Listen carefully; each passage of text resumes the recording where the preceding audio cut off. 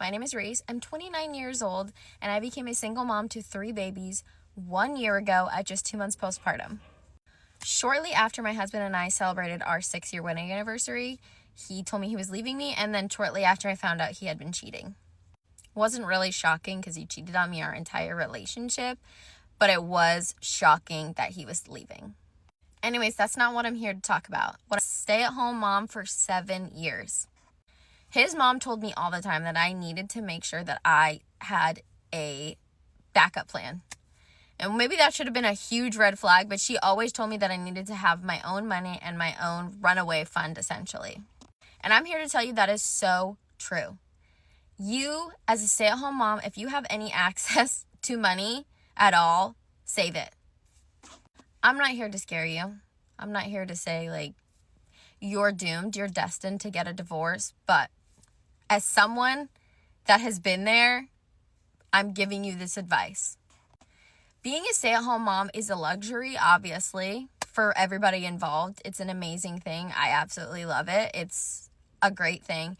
However, that is how someone takes advantage of you.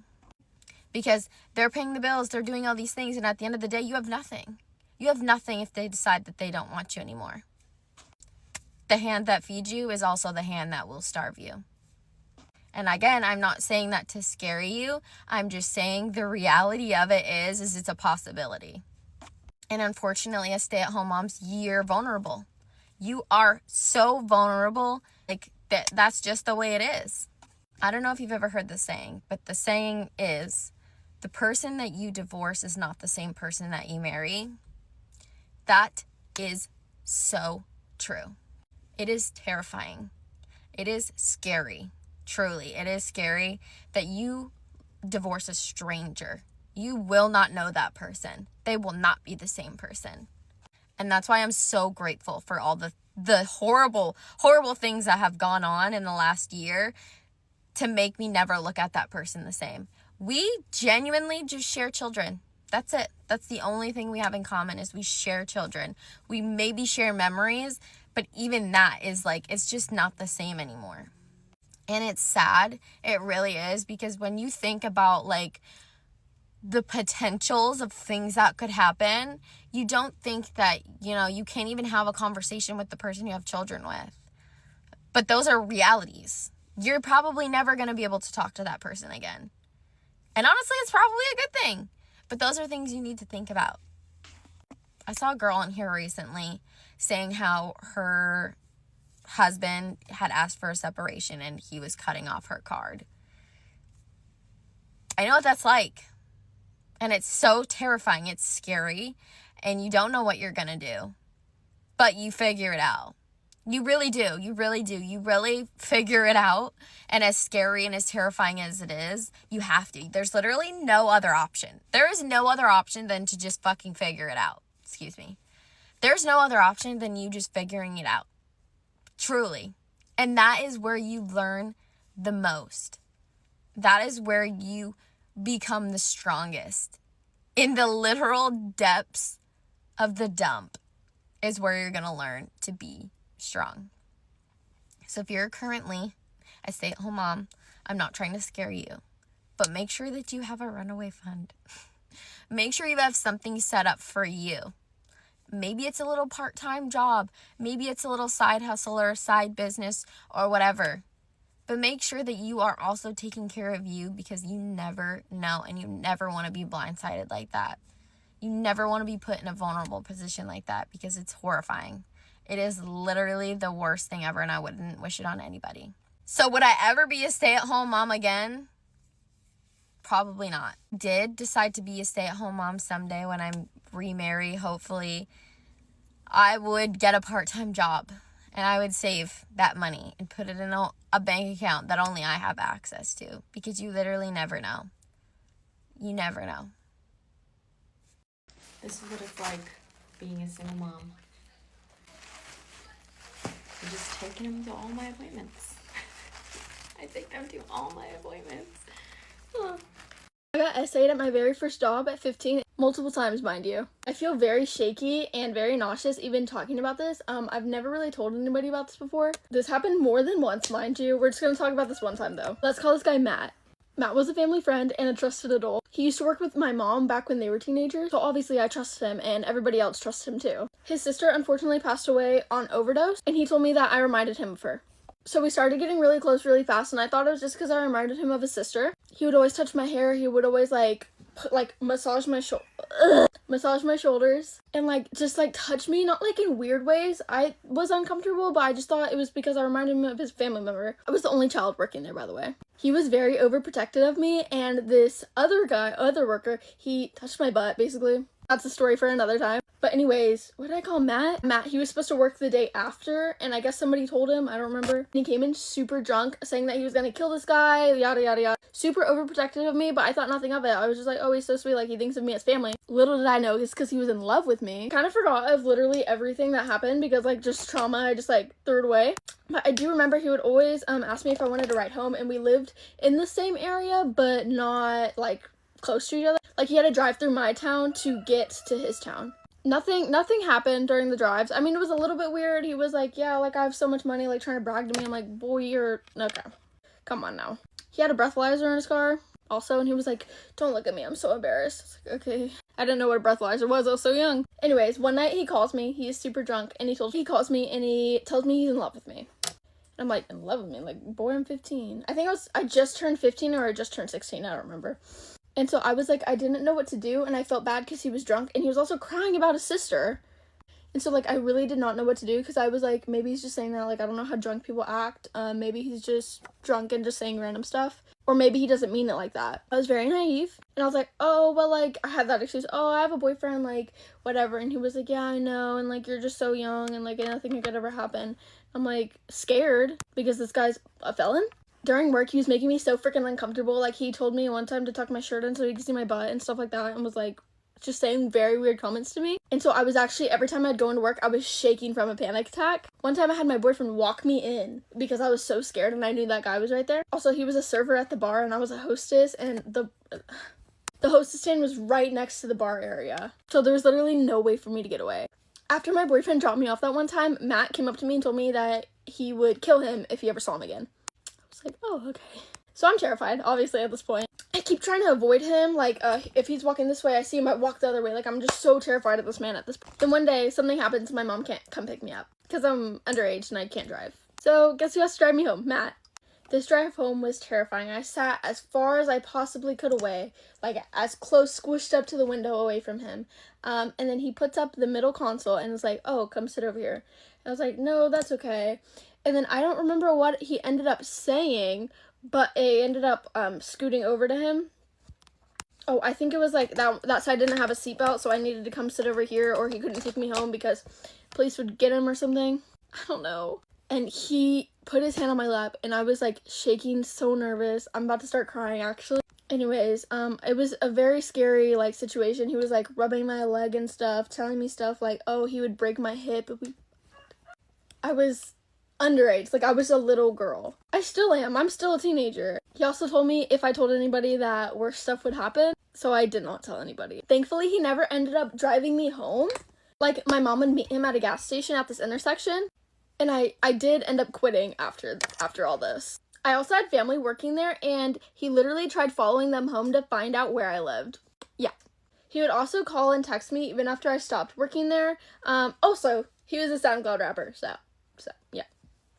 And that was just one of the many, many times I got groomed or assaulted at work. If you are ever in some situation like this, please tell a more trusted adult.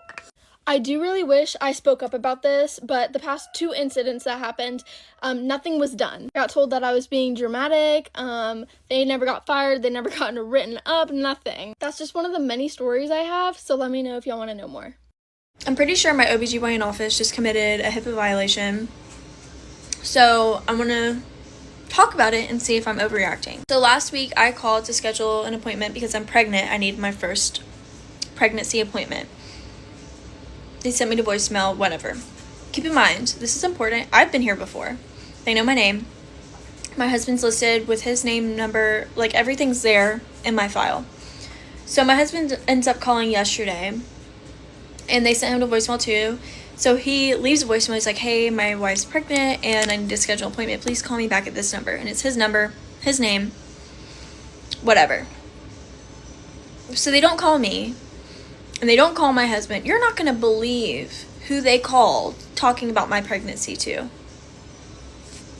If you guessed his ex-wife, you'd be correct. They called my husband's ex-wife to schedule this appointment. So yeah, they called her and asking about the pregnancy. Not verifying who the fuck they were talking to, just talking. So my issue is they told her that she's an emergency contact and that's how they got her number. No, she's not. She was an emergency contact on his old insurance. So they had one company, we have another company. It's been years. Me and him have been married for almost 2 years. We've been together longer than that. So I'm just confused how they got her number. I'm confused why they didn't verify who the fuck they were talking to. And I'm confused why they didn't just call my husband back. Why are we calling an emergency contact to schedule an appointment? That's not how this works. It's not an emergency. That's not what they're used for.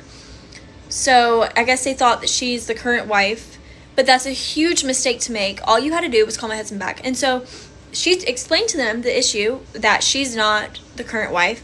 Thank God I don't have issues with her. I don't know if I already said that, but me and her get along great. This could have been way worse. So they didn't call my husband and explain. They just made a horrible mistake. They don't call me. They just, okay. And that's it. What? So, yeah, I don't know. I'm super annoyed. What should I do? I called today to talk to somebody about it. I pressed all the prompts. Finally, nobody's answering. So I just ended up leaving a voicemail. And I was on the phone for at least 7 minutes trying to get to the voicemail part because nobody's picking up the phone. And this is a really good practice. It's been in business for like over 20 years. It's one of the most sought after places where I live. It is incredible. Our first experience was amazing. I don't know what's happening. I don't know who died, but this is serious. And so I call, leave a voicemail, and I'm like, I need to know why this happened and how this happened, because that's not you're just giving out my information like it's candy. Like, what if I had some lab results and you call her and tell her my lab results, which, like, honestly wouldn't even be an issue for me because I don't really give a fuck, but you can't do shit like that, right? Situation just got so much worse. Appointments are canceled and I am so irritated. So as soon as I hit post, I get a phone call back. And to make this clear so nobody's confused, there is an office near me and the same practice about 20 minutes from me. So there's two offices, same name. So I guess my appointment was scheduled with the one that's further away. I didn't know that. I called the one close to me and I left the voicemail saying I need to talk to somebody about a HIPAA violation. So I get a phone call and I answer and she's like, I need to speak to Miss Price. This is she. I don't know what you're talking about, a HIPAA violation, but you don't even have an appointment scheduled. This is Dr. So-and-so's office, and we don't have an appointment for you. Okay. So, first of all, there was a HIPAA violation, bitch, because somebody called my husband's ex-wife. And she's like, well, I didn't do that. No one's accusing you. I didn't do that. She said it like 4 times. And I'm like, okay, so I need to figure out who did. That's why I'm calling. You guys don't have a good operating system, so I'm sitting here leaving voicemails everywhere, all over the place. So she transfers me to the other office, and they were super sweet. I left a voicemail with HR. Cool. I get a phone call, and it's the other office front desk lady, and she's like, listen, I take full blame. She was super sweet about it. She was like, I looked up your husband's chart. First of all, my husband doesn't have a vagina. I don't know why my OBGYN office is looking at my husband's chart. He was trying to make an appointment, left his name and number. That's all you needed to know. You didn't have to look anybody up. You just call him back and get the information. like that's how it's supposed to go. First of all, you're supposed to just take the appointment over the phone. I don't feel like I've ever had to leave a voicemail to make an appointment. That's fucking crazy. So she's like, yeah, when I looked his chart up, it was just her number was just right there, so I just called her. Why? And she's like, I know, I take full blame. I'm so sorry. So my husband calls and he cancels the appointment and he's like trying to verify my phone number. Tell me why it's still my husband's ex-wife's number. It would be different if I've never been there before. I have literally been there. There's a chart with me and my husband's name and numbers on it. So yeah, appointments are canceled. HR never called me. They might eventually, I don't know, it's only been like 15 minutes, but I am so annoyed with how that fucking bitch talked to me. Why are you speaking to me this way? You literally work at a front desk. This is what happened to me in my first pregnancy. They were so terrible and mean to me. Like, I just want to cry. I feel like I'm about to just not have an OBGYN experience and just birth this baby at home and not worry about any fucking doctors because I cannot deal with it, this pregnancy. I really just cannot deal with it. I can't deal with another letdown, disappointment. So, yeah, fuck that office. I'm looking for a new one. I cannot believe what is happening right now, honestly. If I drive nearly an hour to come see you at 4 o'clock in the morning because you asked me to, then you better stay awake. This girl that I'm talking to, I went to bed at like midnight last night. So let's keep that in mind. I get a call just before 4 o'clock in the morning from this girl that I have been seeing for a couple of weeks. And she is like wanting me to come see her, whatever, stay the weekend before she goes to work today, and then, you know, spend the rest of the weekend together, right? So me being the person that I am, you know, lesbianism, I said, okay, I'm coming. So I pack a bag, I take a very quick shower, I get everything I need, and I am like texting her throughout, and then I'm like, okay, like 5 more minutes and I'll be on my way. It took about 10 more minutes, but that's besides the point. Mind you, I have had 4 hours of sleep at this point. So I get out, I get into the car, and also the roads are icy, so I might be risking my life here, okay? So I get in the car, I'm like, hey, I'm on my way, I send her my location so she can see like when I'm gonna be close, whatever. And then she's not answering. And I'm like, my gut told me to just like stay home because she wasn't answering, she probably fell asleep. And I was gonna be wasting my time. But I kept going anyways. Ignore that little feeling. So I kept going. I sent her a voice message. I'm like, I am literally like my chest is tight. I'm having anxiety because you're not awake and I'm not sure what to do if I get there and you're asleep. And I can't get into her apartment complex without her being there. You know, like you have to scan in, whatever. So anyways, I get there, text her, I'm here. Still no response. I wait 45 minutes, 50 minutes, nearly an hour. Let's just say that. I wait a long time and she still doesn't say anything. So I text her, I said, I'm going home. And then I have her messages open while I start to drive away.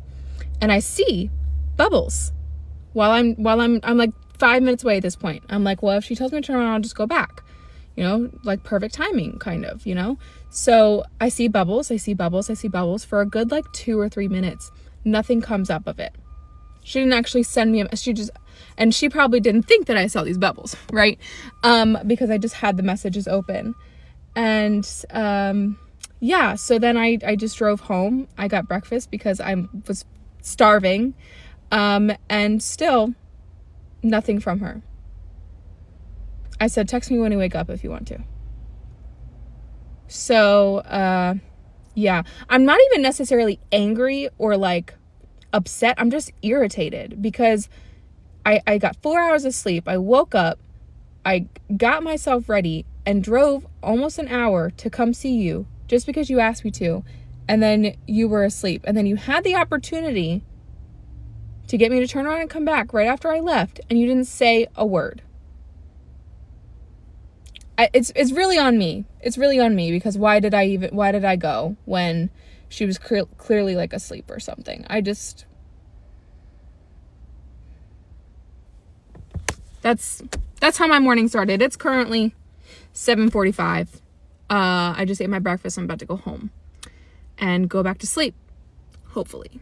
So, all right, Here is the long-awaited update that everyone has been asking for and waiting for.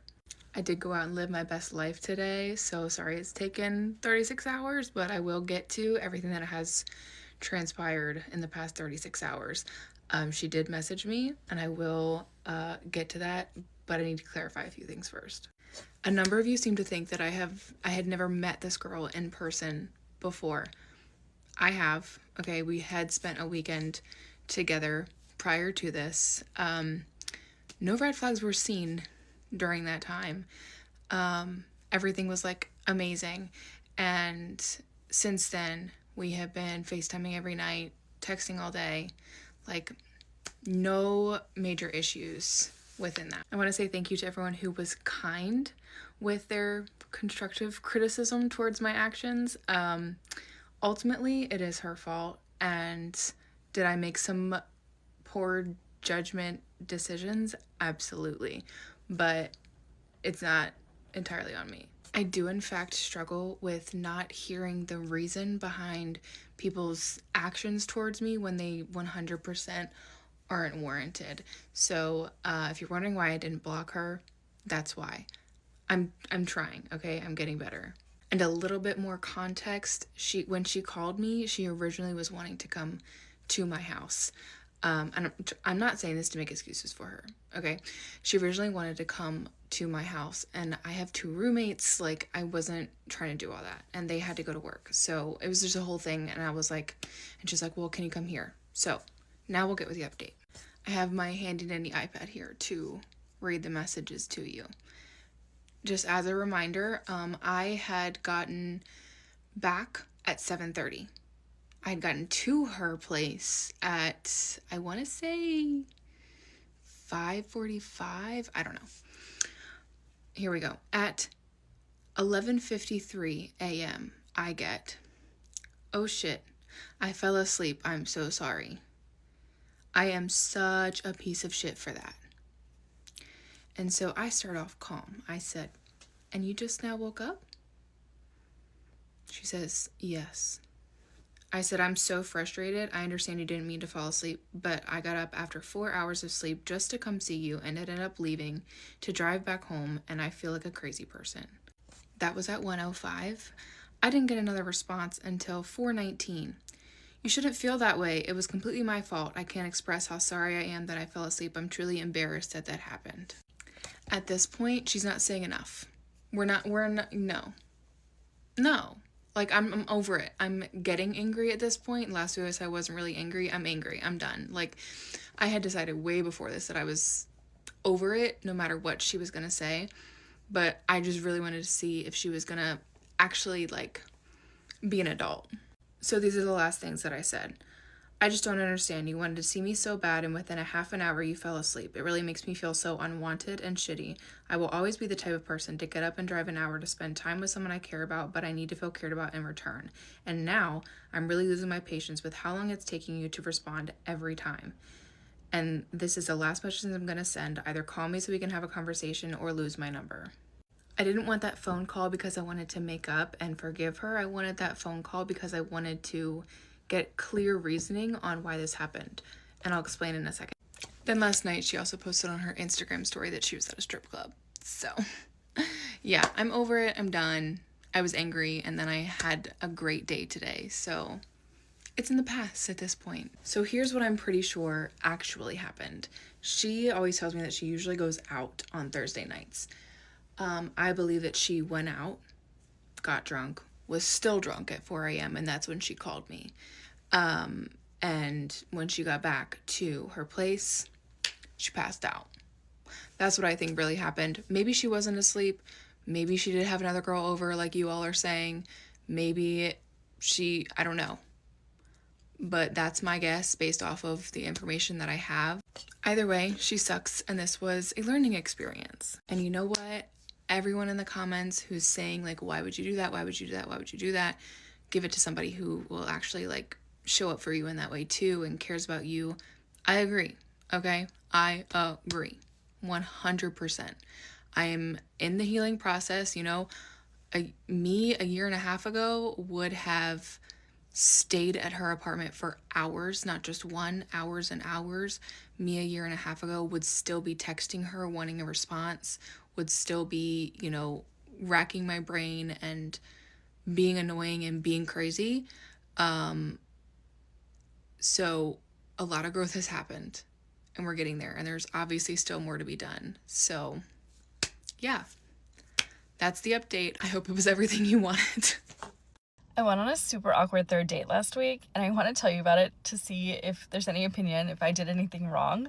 Our first 2 dates were great. No problems. We had a great time, great conversation. There was no physical touch other than a hug at the end.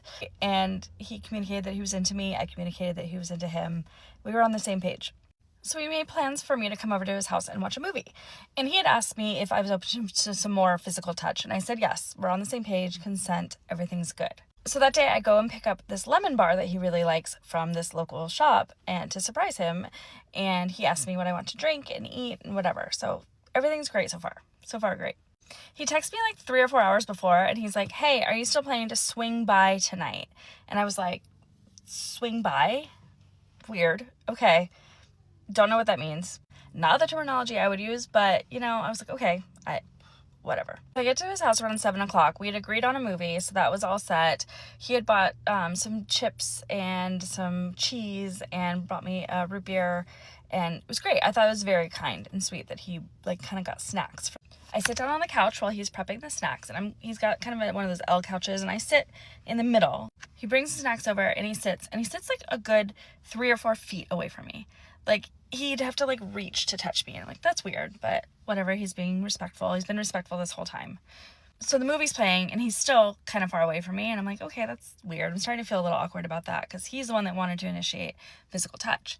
And then I see him open his phone and he starts texting. I'm like, okay, not a big deal, something, just responding to a text. And a few minutes later he does it again, and he continues to text through this whole movie, sitting 4 feet away from me. So we're making kind of small talk, joking about the movie. It was a funny movie. And then the movie ends and I'm like, okay, maybe now, there'll be some physical touch, something like that. But no, he starts talking about this TV show, and then he makes this comment about Highlander, the TV show, and he's like, yeah, I put on Highlander when I want people to leave. And I'm like, when girls are at my house, I want people to leave. I'm like, that's a weird comment. Okay, I'm gonna take this. This is time for me to go. He didn't put on Highlander, but it was weird. So we're chatting, we're kind of half watching this TV show, still 4 feet away from me. And I'm like, all right, I think I'm going to go. And he's like, okay, I'll walk you to your car. I don't know if he's feeling super awkward. I'm feeling super awkward at this point. So I'm like, this is strange. It was kind of a waste of time. I wasn't feeling it. So he walks me into my car, and we get to my car, and he gives me a hug, and he's like, can I give you a goodnight kiss? And I'm like, yeah, sure, great. So he kisses me. Kiss is fine. It's a 5 out of 10. It's a little awkward. I get a text when I get home thanking me for the lemon bar and saying he had a good night. And I said, great, thanks, me too. Thanks for the snacks. It was really sweet. Good night. And I literally never hear from him again. It's been 5 days. Nothing. So I unmatched him. Probably won't hear from him, or I will. And he'll be like, what's up? But I don't know. I assume he probably met somebody else and he was texting them. Or he just didn't like me. I don't know. What would you have done in that situation? Okay, story time on how I found out I was pregnant by Adia. Mind y'all, this is going on in today's time, right now. Oh, and I forgot to mention, this is my second time being pregnant by him. First time was in August. This time, my conception date was middle of October. So basically, around the first time in August, everybody kept trying to convince me I was delusional. I wasn't pregnant. That wasn't a miscarriage. My period was delayed and some more. Mind you, around that time, he was this is how I found out he was gay, y'all. Around that time, he had blocked me, and he was not trying to basically take accountability for what we both laid in the bed and did, All along, I went through his phone is because he was talking to that man, y'all. He was talking to that man. Okay, cool. And I got receipts, so Nick can't say I'm lying. But basically, he was talking to that man. Cool. Fast forward October. Yes, I end up going back like a dummy, and the same mistake happened. Cool. So it's as October going on, I just my body just wasn't feeling normal. I'm a female. Come on now. But this time I was being extra precautious because, like I said, I didn't for sure know that was a miscarriage yet. I hadn't been to the doctor yet. Like, I never went to the doctor that time. I never took a pregnancy test because I never been pregnant before, y'all. I never had a pregnancy scare, so I was like, I don't know. So come after October, I'm like, I'm gonna wait a little bit, because also during that time he tried to tell me like, you're not pregnant. It's too early for you to be pregnant, because my period was like 2 weeks late, y'all. Okay, cool. So this time I'm like, I'm not gonna give a nigga the chance to play with me, so I ended up waiting a month, y'all. Like, my period was a month late. Like, there's no way you can't say I'm pregnant now. Like, I be stressed, but damn, you know? So come November, it's the middle of November, I'm like, damn, still no period? Cool. So, all right, I'm gonna text him, and he gonna buy the pregnancy test. He gonna be involved this time. I texted him 2 days before I took that test. Man, y'all, I never noticed I didn't get a text back, because I wasn't messing with him. Like, I left him alone, like, after October, I left him alone, like, at the end of October, because I got tired of a nigga playing with me and disrespecting me. Like, my DL baby father, he's a gaslighter and a manipulator, but it's like, he's an irritating one. And I say that because it's like, he's slow. So it's like, what he be saying don't even be making sense. It's like, you know, one of them people who just lie and they don't even try to lie good. And it's like, you're playing with my intelligence. He one of those guys. So I texted him to, I didn't even notice 2 days later, like, it never went through. So I ended up taking it 2 days later, y'all. First one came out positive. I show my little big brother. He like, take another one. This time, I didn't even have to wait 3 minutes, because the last time I was scared, I turned that bitch over. This time, I took it instantly positive. I ain't gonna lie, I wasn't scared, because, like, the first baby I wanted. And this one, like, I knew I wanted too. Like, it wasn't even for him, it was really for me. But I knew he didn't want it. That was the only thing I was scared about, was getting an abortion. So I kept trying to get in contact with the boy, because it's like, I always told him, like, even before baby, like, I would never force no baby on no man that don't want no baby. Like, that's just not me. Sorry, y'all, that's my little brother. So yeah, I was just like, I kept trying to get in contact with him, because also, you're gonna pay for this. Like, you're not gonna go ghost on me this time. But like I said, message didn't go through. I called his mama. She don't answer. I called his little brother. Little brother answered. Then the mama called me back. So I told the little brother, I'm like, hold on, your mama call her back. Before I tell y'all about that conversation, I got to give y'all the backstory on me and the mama relationship. Like, me and her was cool, but she one of them type of mamas, and she gonna see this video. But me and her was cool, but she one of them type of mamas that act like they want their son, you know? And I say that because she not like, I don't know how to explain it. Like, she be too, like, in my face, like, this my man, this my man. This your son, you know? And he know this. I told him, I don't care. I don't really care how nobody feel no more, because nobody give a fuck how I feel. So me and her prior, she was on the phone trying to disrespect me, because him and his mama was in the bathroom having a conversation about me, right? Cool. Sorry, y'all. When I talk about them, they just make my ass itch. So I have to take a break. But yeah, so what was I saying? Something about, okay, cool. Him and his mama was having a conversation about me in the bathroom. That's weird. So, long story short, I ain't like that. So when he was saying something to me, I'm responding back to my nigga. She on the phone, she didn't like the way I was talking to him. I'm not even talking to you, and I wasn't talking to him in no smart way, y'all. But again, I'm not talking to you. I'm talking to my boyfriend. Cool. So she in the phone, she yelling, calling me bees, all types of stuff, calling me out my name, then say, till that B grab the phone, So you know what this B did? I did not grab the phone. Cool. The reason I didn't hold on. I'm sorry, my lips were dry. I didn't disrespect her because the reason I did not disrespect her is not because she his mama's, because I wasn't raised like that. I don't disrespect the dogs, you know? So I did not grab the phone. And with me not grabbing the phone, she just thought that was oh so disrespectful. She made a big scene about it. And you should have grabbed the phone. I'm his mama. And okay, cool. So we both want to freak on the same boy. I got you. So cool. That situation happened. So she didn't like me. So that's why that day when I called her, I started the conversation off with, I know you probably don't want to speak to me, but I need to talk to your son about something important. I told her, I'm like, I texted him 2 days ago. I'm just noticing the message didn't go through. This, that, and the third. Mind you, she playing it off like she don't know what's going on. She know his phone is broke. So she, okay, I'm gonna call his grandma and try to get in touch with him, see what's going on. But she asked me, she was like, but what's going on? He not talking to me. So I told his mom, I'm like, I took 2 pregnancy tests, they came out positive. She like, okay, I'm gonna call you back. Guess what? Never called me back. Okay, cool. So I'm on the little brother phone too. He still wasn't reaching out to me. I'm on a grandma phone, still ignoring me. So at some point, I'm like, I'm embarrassing myself on these people's phones, so I'm done. I'm sorry. So at that point in time, really just going on and going on. Because it's like, yeah, like I said, I wanted my baby. I wanted my baby more than anything. I'm keeping my baby. But I knew he didn't want a baby. And before we even, a baby was in the picture, like I said, I told him I would never force a baby on you. So all I really wanted the boy to do was answer the phone and tell me how he wanted to go about this. That was it. That was all. Because I knew you didn't want to have no baby. Okay, give me the money or give me half of the money. Something. I'm not, Because, yeah, I don't have medical insurance. And that's something like what I did in college and some more stuff. So it's like, I went to come $500 out of pocket by myself. I wasn't in that bed by myself. I didn't keep telling myself I didn't want to use a condom, So therefore, he was going to cough up some money. He ain't have no money, y'all. I ain't know he ain't had no job because he be on my phone like he big money, like he big fish, like, he one of them ones. So, what's it called? The boy still ignoring me. I was really trying to wrap my head around why everybody was ignoring me. It's like, y'all knew we was in a relationship.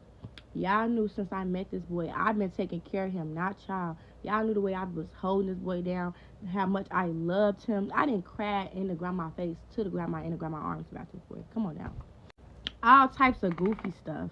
City girls down like 10 points. Yeah, I'm sorry. We finna be back up though. Just hold on. So yes, it's like all this stuff crazy. All along, this boy in their ear telling them I'm all types of HOEs and me and him was talking to each other while doing stuff with other people. Well. I'm telling the grandma, I'm like, do that even sound like me? That's not my character. That's because he was talking to that nigga, y'all. Okay, cool. So I finally ended up telling my mama because it's like, his people know my mama don't know. It's time for me to tell my mama. So I ended up telling my mama. I'm going to tell y'all how my mama found out. That was crazy. And the doctor's office that I made that appointment for, they low-key need to be sued because I'm 19 years old. Y'all should not be emailing my mama no information about no doctor's nothing appointment with me. Like, they real life fried my shit. That shit was so irritating. But I just came clean because, it is what it is. So basically, after I told my mama, she had a completely different reaction than I thought she'd have. Like, I thought she was going to be more like bashing me and telling me, like, you don't know what you're doing. You did everything wrong, this, that, and the third. But I should have gave my mama the benefit of the doubt. Because, she was a single mama. She did everything on her own. And she did it to the best of her. But, yeah. So, that being said, my mama basically was telling me, like, don't base my decision off him. Especially not only because he was ignoring me, but, like, he's a man, So, she was telling me base the decision off of me. So, I did. And I decided I want my baby. Like, he don't got no money. He ignoring me. So, I'm going to keep the baby for me. You don't have to be involved. That's what got him back in contact with me. When he found out I wanted that baby, now it's also he on my phone and I'm a dumb bee and I need to go get rid of the baby. Yeah. So that's basically the story time on that nigga ain't shit. And the DL not the DL. The man that he was talking to was the ops, y'all. This ugly ass girl. This bitch got so many different names. I can't even tell y'all the bitch name, but that's why I say he a DL because bitch literally looks like a man. But, it is what it is. It ain't what it ain't. Thank y'all for listening to my BS. Oh, yes. And for anybody that gotta say anything, I don't care, especially him. Like I said, this is my rainbow baby. I'm keeping my baby. I love my baby already. And my baby will be straight when it come here. So, fuck that nigga, y'all. Hi, welcome to part 1 of Who the F Did I Date? In part 1, I will be talking about our relationship and the breakup, and then in part 2, I will be talking about the aftermath. So, I've got lots of freaking notes here, so I stay on track because there's a lot to talk about. But yeah, here we freaking go. So, a little recap of our relationship. We started hanging out in April. He asked me to be his girlfriend in June, and we dated all the way to the very end of September. He told me I was his first girlfriend ever. He was my first boyfriend. And yeah, not gonna lie, the relationship was perfect. We never fought. It was fun. Obviously, I was very wrong, and it went downhill very fast. But while I was actually in the relationship, it was a good relationship. A few important things. The very first time we ever hung out, we had a very deep talk, and I mentioned that I didn't like drinking or drugs, and he told me he had in the past, but he hadn't recently. So yeah, later I found out that was not true. I'm just gonna say a few things that happened during our relationship that were red flags and I should have paid attention to. He didn't do anything for our anniversary. He didn't do anything for girlfriend's day, and all I got on my birthday was an I love you text, and he didn't even come to see me on my birthday. Looking back, there was also several other red flags, but I thought it was just too good to be true. So I obviously was very blind to those. He also asked me to be his girlfriend on the couch after a date that I planned. So then and there I should have just known and said no and saved myself from all of this. You win some, you lose some. So now I'm going to talk about how I found out that he cheated. The very end of our relationship, we were in a disagreement and we were on the phone figuring things out. My best friend calls me. I don't pick up. I'm like, hey, I'm on the phone with Malachi right now. She says, hang up on him and call me. So I end up just being like, hey, babe, look, we're good. Let's hang out tomorrow, whatever. And I hang up. I call Chloe. She says, Sadie, I just got an app called the T app. I'm sure lots of you know what that is. She goes, I searched Malachi's name and it's not looking too good for you. And immediately I start bawling because I already know what's about to come. She said, there is a comment saying he cheated on you a month ago. And to make it even worse, there's a comment from last night saying he cheated on you at the bar. So I hang up and I take a few seconds and then I call his ass. I call him, I say what happened last night. I give him an opportunity to admit to it. And he fully lies and said that nothing happened. So I said, good night, I believe you, and I hung up. I did not believe him. I just said that. I don't know why. So that night, it's already 3 a.m. and I call the girls that made these comments on the T app. So first I called the girl from the bar the night before and she told me everything. She said that him and his buddies were at the bar. Her and her girlfriends were at the bar. They started flirting. They bought them drinks. He said, I need to take you home to my mom. Ick. Disgusting. I can't. He literally has me stuttering. That's how disgusting he is. So anyways, then they end up going to a house after and they had a one-night stand. He's easy, girls. Then I reach out to the second girl that said he cheated a month ago. She ends up telling me that he was at a buddy's house. They invited the girls over. They were drunk. They played spin the bottle. He kissed her and her friend that night. And as the game went on, they had to take off clothing and they had to kiss more every time, so he basically made out with two girls and they took some clothes off. She also told me that a few weeks before that, he had called her asking her to sneak out and he sent her a dick pic. So finally it's 5 a.m. and I go to bed and I deal with it the next day. So because he had already lied to me and said it wasn't true, I acted like I believed him because I knew he would take the easy way out if I didn't. So I told him to come over and he had no idea. Matter of fact, he got the T app and was sending me all the allegations about him, laughing about it, saying, I can't believe people would make this up about me. Little did he know. So he comes over and we come to my room and I just say, look, I know you cheated, but I want to hear what you have to say. So he ended up admitting to everything but the dick pic. He's a liar though, so that's true too. And yeah, there was moments during the conversation where he laughed and he didn't have much to say actually. He kind of just laid there and I was bawling my eyes out. He got up and said, I hope you find what you're looking for, and left. Whew, that was a hard one. During that conversation, I forgot to add, he admitted to becoming an alcoholic and said he got to the point where he almost didn't go a day without it. And he also admitted to my mom that he was doing other drugs and tried cocaine. So don't frick with me or I'll expose you. Sorry. Actually, not sorry. After the breakup the next day, he sent me a few texts trying to explain himself. He said, I never deserved you. I still love you and I still care about you. All of the stupid shit, and he kept texting me for a little while, all of the just post-breakup stuff, but then it kind of ended at that. I removed him off Snapchat, I removed him off TikTok, and yeah, we didn't really talk after that because disrespect me, bye. That's kind of it for the relationship and breakup. Come back to part 2 for the aftermath because it's wild.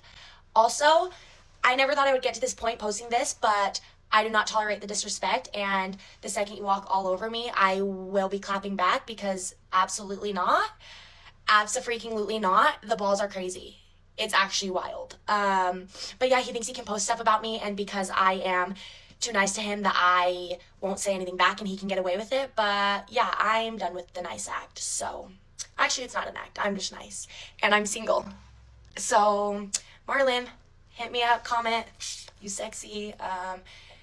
Yeah, I might be forgetting some stuff, but I just don't want to give too much detail away because it still is my personal life. But he wants to bring shit to social media, so we can handle it over social media. Yeah. One fun fact, actually, I will throw this in there, is literally a week ago, he texted me saying, hey, will you take down the stuff you have up about me? So he's probably not going to be too happy with me after this, but do I care? Like, no. So yeah, that's part 1 for you. I'll post part 2 in a second. Hi, welcome to part 2 of Who the F Did I Date? Where I'm going to be talking about the aftermath.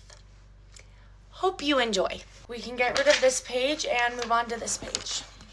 Okay, so the cheating didn't end when we broke up. I got a hey girly text not too long after we broke up saying, hey, by the way, when you were dating Malachi in September, him and his buddies asked me and my girlfriends to come down from Idaho for a 6-man just to have sex. And although the girl said it didn't follow through, the fact that he didn't shut it down is still cheating, and it's disgusting behavior. So after that, I got the most wild hey girly text that will blow your mind. So she basically says, hey, this is Malachi's ex-girlfriend, and I just want you to know that he called me to sleep every night. He sent me flowers, love letters, stuffed animals, gifts, all this lovey-dovey stuff. Ew. And she said that the whole time he was with me, he was convincing her to get back with him. So to me, I am shocked because I think I am his first girlfriend. So that's the first lie. And then I found out that he didn't just cheat one night. He cheated the whole relationship. One thing I will say is it is never the girl's fault. In this case, it kind of is because she sent me proof and it was fake. So he's a liar, she's a liar. They're meant to be. Who's a better kisser though? Mom called me. I'm being too loud. But to finish that, you don't have to answer the question. I already know. So that's all the cheating that I know of. Now let's move on to how he's gone batshit crazy since we broke up. So not too long after we broke up, I get a text from him one night saying, hey, if you're up, I need you to call me. And before you say, why did you call him? I knew he had been at the bar that night because he accidentally posted this TikTok and he didn't mean to. So I thought something was seriously wrong, and I was right. So he calls me, he's crying on the phone to me saying he doesn't know what he's going to do with his life. And he says he just left the bar. He's in downtown Salt Lake alone. His phone is about to die. And he is basically, I still don't actually even know the point of the call, but he was just calling me. And he ended up telling me, he said, I punched a tree. And then, sorry, who punches a tree? Then he says that he actually also punched a human and knocked him out. So he has anger issues and literally is going crazy. Then he texted me on Halloween and said, hey, did you get home safe? The audacity. Keep in mind, maybe an hour before this, I saw a post on social media of him kissing another girl. If I'm an option, pick the other girl. And quite a few other things happened here and there between all this. But again, I don't want to expose too much, even though I probably should. But the most recent thing that happened, is wild. Okay, I had to take a quick intermission. But the last thing, the most recent thing, he called me not too long ago and said, hey, I wanted to let you know that I will be going on a mission still. and that he's leaving in a month. And he said, I wanted to tell you because you are part of the reason I am going. This can't be real. So yeah, homeboy is still doing drugs, still partying, still doing things with girls. And he's going on a mission. So that's the last I know of. Have not talked to him since that. But yeah, that's a story time on my crazy ex. And the reason I posted this is literally because he posts stuff about me. So once he decides to take the stuff down about me and figure out his shit, I will respect him, because I'm not going to respect you if you don't respect me. So it's been a wild past few months, to say the least. But yeah, that's all I've got. Maybe I'll come out with a part 3 on stuff I forgot, but for now, that's what I have for you guys. So I was going to include screenshots, but to be honest, it's just not necessary. Believe me or don't believe me. Yeah. So good night. It's my bedtime. GG's and Drake we trust. Hi. Welcome back to part 3 of Who the F Did I Date? In part 3, I'm gonna talk about all the craziness I have found out about in the past 24 hours and the more times he's cheated on me. Cause why not? Why not? Okay, let's start. So I get a DM from a girl saying that over the summer, Malachi added her on Snapchat and she added him back. And she said, what do you want? Don't you have a girlfriend? He said, yeah, I do have a girlfriend. She doesn't have to know, and changed chats to delete automatically. He then continued to say, do you basically want to hook up? My girlfriend won't do stuff with me. Oh my gosh. Like, sorry, I thought you actually liked me and didn't want to date me just to use me. I'm sorry. What? And then she continues to tell me that this didn't just happen with her, and he did this with other girls in the friend group. So I didn't ever think someone could be so horny. He really is very easy, and I told him that straight to his face. So okay, not gonna lie, this next one is a little heartbreaking, just the timing of it, but I still need to share it. So the day after my birthday, after he did nothing for me and didn't even come to see me, he went to a hotel for a different girl's birthday. She had her girlfriends there, him and his guy friends went over, and automatically he got onto the bed and tried to get one of the girls to come lay with him. And they said, don't you have a girlfriend? And then he said, no, my girlfriend's a bitch. And she found out that I did alcohol and drugs, and she doesn't like that stuff and is getting mad at me, but I don't fucking stuff like that. So we ended up breaking up, and basically he kept calling me a bitch over and over and convinced the girls that we were broken up. We weren't. He also said, I just got kicked out of my house and she is judging me for it, and she hates me right now, and so we broke up. I promise we're broken up. Like, she's a bitch. I hate her. I need to take a quick pause and explain something. I wasn't gonna expose that he got kicked out of his house while we were dating, because that really didn't have anything to do with him treating me bad. But the second I found out that he said I judged him for it, that's what doesn't work for me, because I gave that man a home. I let him stay at my house when he didn't have a house. I bought him food. I drove him places. Like, my family was there for him when his family was not there for him. So for him to say that I judged him is not okay, because that is so far from the truth. I literally cried myself to sleep for nights in a row because I couldn't do anything to help him, and I felt helpless, and I was so sad for him. So the fact that he said that is crazy to me and is so far from the truth. And again, like I said, I wasn't gonna bring that up, but he's obviously telling other people about it, so it's not a secret. Anyways, to continue. So this dumbass convinces the girl that he doesn't have a girlfriend, and they start spooning on the bed. Oh my gosh, disgusting, yikes. Anyways, as the night goes on, he ends up having sex with the girl 5 different times actually. So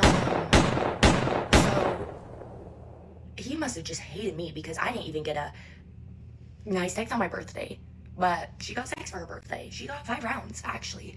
So yeah. And he ended up not leaving till 5 a.m. Oh, wow. Oh, a little funny detail also with that is one of the girls that was there that night saw his phone and he was texting me, and she like gave him a weird look. He's like, oh, my girlfriend's only texting me about the breakup, she's getting so mad at me, like whatever. Like I said, we did not fight one time until the last few days of our relationship. So he probably was texting me tonight and probably calling me sugar, being all cute. Who the F calls their girlfriend that? Who calls their girlfriend that? Oh my gosh, how did I not get the ick? Actually, oh, like I cannot believe this was my life and like still is my life. Like, so yeah, if the few times cheating wasn't enough, there's always more. Yeah, honestly, I should have probably checked his location and checked his phone, but you know what? I'm not toxic, and that's not the type of girlfriend I am. Oh wait, but actually, while I'm on this, I might as well mention this. So he went live today, yeah, with a girl, and I got brought up because they're my #1 fans, obviously. And basically she was like, was that your ex that posted the story time? And he said, yeah. And she said, oh yeah, she's crazy, huh? And he said, yeah. And then she said, wait, so what actually happened? And he said, I don't want to talk about it. You want to know why he said that? Because I did nothing to that man. I was so great to him. So he doesn't have another side of the story. There is only one. So that's why he said he didn't want to talk about it. Not because he actually didn't, but because there was nothing to talk about. So I hope that you had fun talking about me on your live. Next time you should share it with me so I can join. I literally live rent-free in his mind. I love it. So yeah, that's the cheating that I know of for now. Honestly, I'll probably be married with kids and still be getting hey girly texts. I love that for me. But yeah, now I'm just gonna talk about how he's a man whore, basically. Let's be so real, he would probably fuck the tree he punched if he could. Like, oh my gosh. Quick side note, if you've ever encountered this man, or should I say boy, probably go get checked for an STD, because a homeboy's gotta have one. Honestly, if you're one of his homeboys too, you should go get checked, because you know how you guys give each other head all the time because girls don't know how to do it? You might have one. And if you don't believe me, there's a video of him giving a guy head, so someone link it. The comments are right there. Someone needs to cut it off. That's all I gotta say.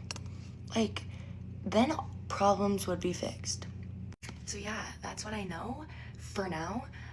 Those are the few more times he cheated. I'm sure there's more. But yeah, I'm a bitch. And I'm crazy. I'm the crazy ex. Never thought I would get that title, but here I am.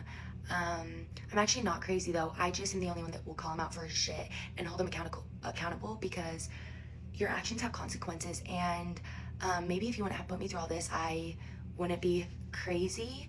But yeah, I'm far from that. I just am not gonna let you get away with all your shit anymore. If I'm crazy, maybe name one of the crazy things I've done. I would love to hear it. Yeah, so honestly, part 1 and part 2 were me taking it easy on him. But because I'm such a bitch, I might as well live up to that. So yeah, I'm done leaving out detail. I'm just gonna lay it all out there. I'm not even kidding. I had to step away really quick because I just got a photo sent to me of a sign at the bar saying F Sadie Rowe. Oh my gosh. Nah.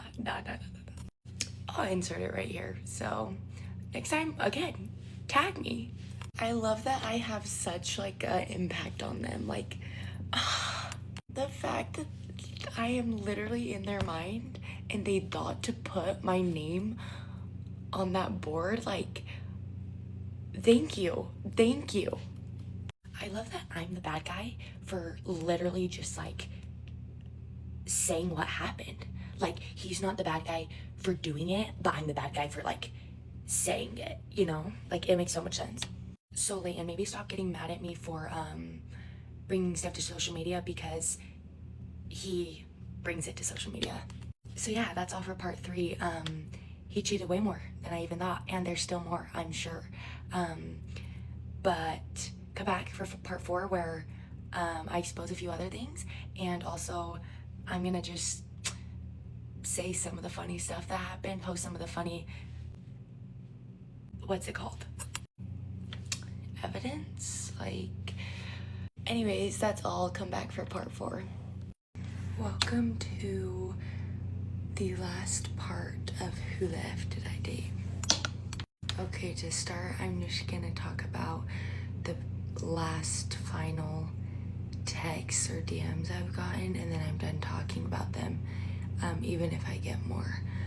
But yeah, let's just talk about it. So this one is actually unacceptable. Like, all of the other ones are like gross. This one's actually like to a different level of insane. Okay, so I got a DM, and basically he had sex with a 14-year-old girl. He is 19. When this happened though, he was 18. Either way, illegal. Genuinely, how is someone horrible enough to do that? Like, bro needs to be studied. Like, something has to be wrong with his frontal lobe or something. Like, this is like unhuman-like. I'm sorry. So I also got another DM telling me to go check out Parker Can's new YouTube video, and in that video he is literally getting shown cracking a girl. So I mean, again, bro's going on a mission in what's supposed to be 2 or 3 weeks, and he someone make it make sense, like, really and truly. I'm missing something. Also, this one is literally nothing compared to the other things, but he had another girl on Snapchat while we were dating and sent her crazy pics and asked for crazy pics back, and like would just send them. Like, no one wants to see that. Like, no one cares. Genuinely, get the hint, no one cares. And one of the other DMs I got, I'll end it here, someone reached out to me and she said, hey, my dad was his old bishop and we know his new bishop, and apparently his parents have been talking to the bishop about his mission. So maybe Peru's safe and maybe he won't go on his mission. Who knows? But if you're cracking girls and getting it posted on YouTube, you should not be going on a mission. Like common sense, bro. Common sense, bro. So yeah, moral of the story, he's cracking underage girls. He's cracking girls right before his mission and getting it posted on social media. And he may or may not go on a mission. Those are the other few DMs I've gotten. Again, I'm sure there will be more, but I'm just gonna end it there with the other few things I found out in the past 48 hours from the Storytime videos. But now let's talk about actually, like, me getting lied to from him. So you know that ex I mentioned that he dated the whole time? Yeah, so here's some funny things about that. He dated her for a year, and he somehow convinced her that the whole year they were dating, this man lived in Idaho. He fully lied to her and made her think he lived in Idaho. Who does that? Who lies about living in another state? And which girl would believe that? Like, how did you not put 2 and 2 together? Like, you're hanging out with him, you're dating him, but he lives all the way in Utah. So what is, like, the thought process on this? And so apparently he had a trap phone he would text her on that was an Idaho number so that I could never find out about it. And then he had a separate phone with a Utah phone number for me. Bro, this is like taken to the extreme. Also, you know how in the other story time I said that she did tell the truth about him cheating, and here's the screenshots. I mean, this isn't of him cheating, but these are a few things he said about me. So she did tell the truth on that. He did cheat on me with her. But also, you know how I said some of the stuff was fake? So I want everyone to listen to this voice memo and tell me I'm not crazy. This is clearly her voice and not Malachi's voice. Like, I think she forgets I dated him, like, know what he sounds like. Could you please just answer my call? I just want to talk to you about everything. I didn't even sleep with her or anything. I've never had sex with anyone but you. Please just answer. How dumb do they think I am? Oh, well, Malachi actually thinks I'm really dumb because he told a girl that he cheated on me with, he told her that I only believe him and he controls me. Bro literally thinks he runs this world. Like, it's pathetic. Also, in my other story time, I said that he just tried cocaine. No, he's addicted to sibling, and he did it more than once. Also, he tried shrooms and like a few other things. Like, I told you guys I was gonna give you evidence. Like, I know. It totally seems like I'm making all this up because it's that crazy. But like, if you take a crazy person, you're gonna get crazy things. Like, and he also thinks I'm insecure. I don't know. She's just doing the most. She's just insecure. Please, like, put pictures of us side by side and tell me I'm insecure again. Thank you. Also, can we talk about how he posted on his TikTok story a screenshot of a DM he got saying that there was a guy named Bryce Dayton trying to impersonate him, and how he was like making accounts to like act like him on TikTok and Snapchat, and then in his next story it was like a screenshot of the TikTok account and he was like, this isn't me. Does he really think we believe that? Malachi, no one likes you. No one is taking time out of their day to try to impersonate you. Like, I'm sorry, get your, like, pull your head out of your ass. Please, please. I have to include this because it's actually like pathetic. In the proof the ex-girlfriend sent me, it was like she showed me some of the letters, and obviously I screen recorded and I slowed it down and I zoomed in, and in one of the letters that he wrote her, it says, as I sit here as the clock ticks, oh my gosh, he is not writing that. Like, no one is writing that. I'm sorry, but we do not live in the Notebook. And like, I'm a girl and I would not even write that. Like, how stupid do these people think I am? And like, I'm sorry, but if you're a grown man sending a girl stuffed animals to convince her to get back with you, you're on another level of like ick. Also, he sent her grandma's wedding ring. Don't worry, she flexed that shit on me. She was like, he also sent me his grandma's wedding ring. Also, you know how I told you that he asked me to be his girlfriend on the couch? He also told me he loved me on the couch. Yes! And like, his friends keep commenting on my video saying set him free from wear gel, because after that 14-year-old incident, that like, take what you want. So yeah, that's all for part 4. I'm ending it here. I'm not posting anymore. I think I'll keep finding out stuff, and I think it just gets to a point of like, I can keep saying everything, but I think for now I've said everything I know, and I've said everything that's happened. So yeah, from now on I'm just done, but it was fun while it lasted, that's for sure. But yeah, like I said, once he decides to be respectful, I'll be respectful back, and him saying I take full accountability for my actions means nothing until his actions match his words, because right now it's just a whole bunch of words, right? So yeah, I might forever be known as the girl with the crazy ex, but I also did decide to post these videos, so that's on me. But yeah, I hope you guys have gotten some laughs from this, because although I'm laughing, shit really ain't funny. But yeah, no one should have to go through this ever, and men like him will always, like, the truth always reveals itself. So yeah, basically though, that's my life story, honestly. Yeah. Good night. Okay, so I don't even know how to start off this video except for I'm just gonna jump right in from what I know and what are in my files when I was 18, after I aged out of the system.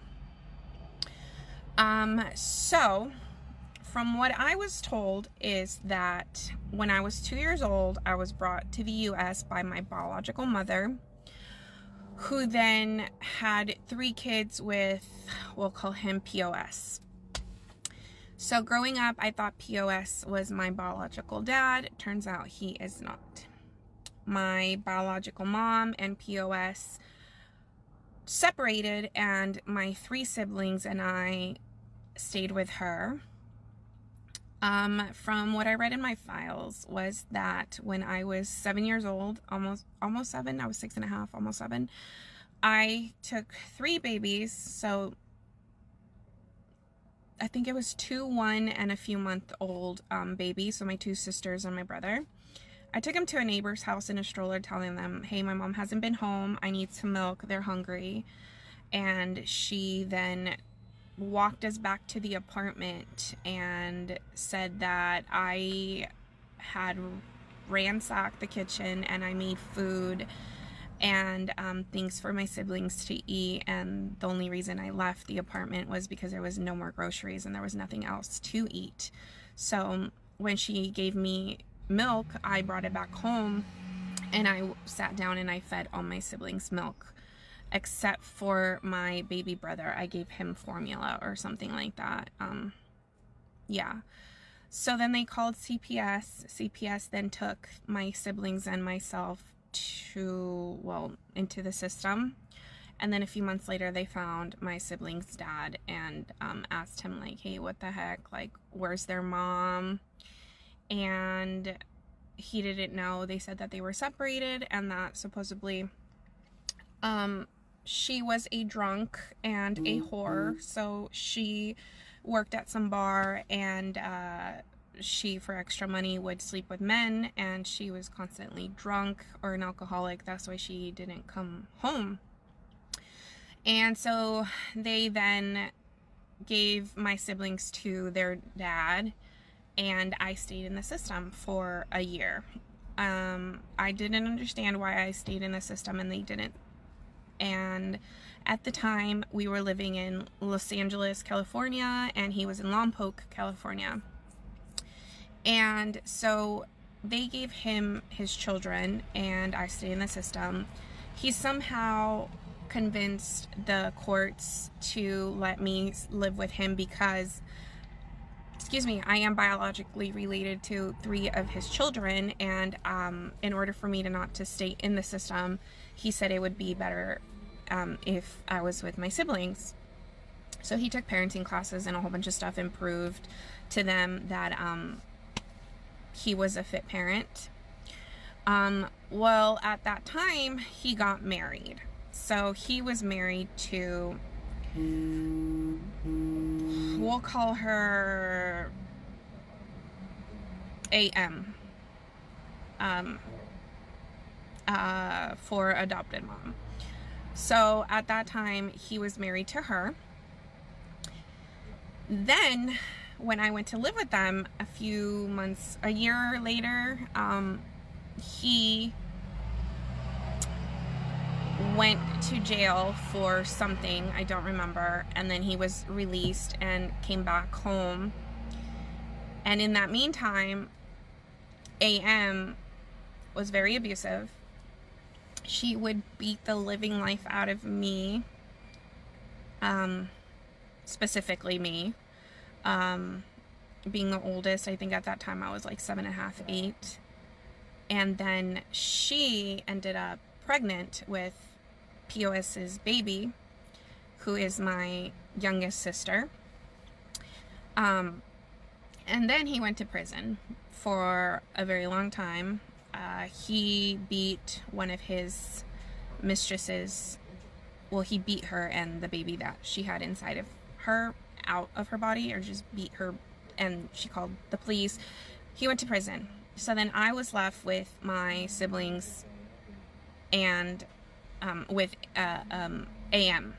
So we were left with her, but then she had her baby that was my sibling's biological sister. So I'm only connected to her via my siblings and my adopted mom. So yeah, so then that happened, and then a year down the road or 2 years down the road, she met a new man who then she started a relationship with, and they were gonna have a baby. So she gave up my siblings for adoption. Oh my god, let me back up really quick. So when POS went to prison, in order for me to stay in the household, they needed something like permanent. So they gave her the option to adopt me, offering her an incentive as in like, well, if you adopt her, you'll have income coming in for her. Or if she doesn't stay, since he's in prison and he was supposed to be her guardian, she just goes right back to the system. So he still had like control over her or whatever, and he told her like, no, just adopt her. So adopted mom ended up being my legal guardian. She's not my mom in any way, like biologically, but she ended up adopting me. So when she gave up my siblings to get remarried and stuff like that, she was kind of fucked with me. She did try to find a way to like relinquish her rights over me, but because I had an income coming in, I think she just felt more comfortable keeping me around. So she did start this whole new relationship with somebody else and had a baby. So my siblings ended up going into the foster system, all three of them. I think they were pretty young. They were, I want to say maybe like 8, 7, and 6 when they officially like were given up. They have their own story because it wasn't easy for them. I have a lot of guilt. I have a lot I think for a long time they thought like, hey, like Sam has it good because she got to stay with oh my god, I was gonna say her name, with her adopted mom, with AM. So for a very long time they thought I was lucky because I got to stay there. My siblings and my brother, so my sisters and my brother, thought that she was their mom for a very long time, and then she just gave them up, you know? Whatever, she had her reasonings. I was kind of like, the fuck, like, I can't get rid of her, but I get money from her, so whatever. I'll keep her around. What I didn't tell people, and what people didn't know, is that life with her was absolute hell. I went through a lot of abuse with her, and life was hell. Life was hell. Oh my god. Alrighty, so wanted to continue just because there are so many questions, and I promise, like, there is so much that it would take me weeks or months to even like scratch the surface, but I'm gonna try my best to hop on from where I last finished. So I finished with saying that my adopted mom gave up my siblings for adoption. That was kind of sugarcoating it and putting it in a very nice way. I'm just gonna be very honest and upfront with the way things went down. I don't feel like protecting anybody anymore. I used to be scared. I no longer am, but it is what it is. So I ended up with saying the last thing was that my adopted mom met a man and they decided to start a family. And so his ultimatum, his name is Kelly, his ultimatum was to get rid of my siblings. That's what he told her, like, you need to get rid of them. Sam obviously has to stay. You adopted her. That's legally your responsibility. Plus, we get $500 a month for having her as your child. So because she adopted me, she got that incentive that she would receive $500 from me until the day that I turned 18. She got food stamps and she got government assistance. So she got, I believe, like an additional, like anywhere from $6,000 to $1,000 a month. So yeah, so they weren't stupid. They were smart to like keep me around. Kelly then helped my adopted mom pack my siblings' things in trash bags. My siblings had no idea what was happening. Mind you, my youngest brother at the time was maybe like 5, 6. Younger than that. My other sister was maybe like 5, 6, 7. My other sister at the time was like, I don't fucking know, honestly. There's so much. But they were young. They were under 7. Yeah, they were under 7. And they decided to pack up their stuff in trash bags and dump them off with POS's sister. So my siblings' aunt. That's the only family ties that they had, just that aunt. The day that they decided to drop them off, my siblings had no idea where that we were going. I was in the car. They unpacked their stuff, left the trash bags in front of the car, told my siblings to get out, and left them there. There was nobody home. she was not home, my siblings stayed there. And I'm not gonna go into detail because I know this still kind of affects my sisters and my brother, not as much because he doesn't really think about it, but my sisters, and I'm not gonna hurt them. They are watching these videos by bringing up old memories, but this is just my point of view of what happened. But they got dropped off. The aunt didn't show up. They were out there for the night until a neighbor took them in. I then went home. So that's why I say, like, in my last video, I feel a lot of guilt because their mom gave them up and I got to stay with her. Like, why? And if it were up to me, I would have also gone with my siblings. Like, where they go, I go. But because I was legally hers, I had to stay with her. So I couldn't leave with my siblings. That's where I feel a lot of guilt and anger and don't understand how they could just literally dump children off at somebody's doorstep and then not give two fucks whether they're safe inside or not.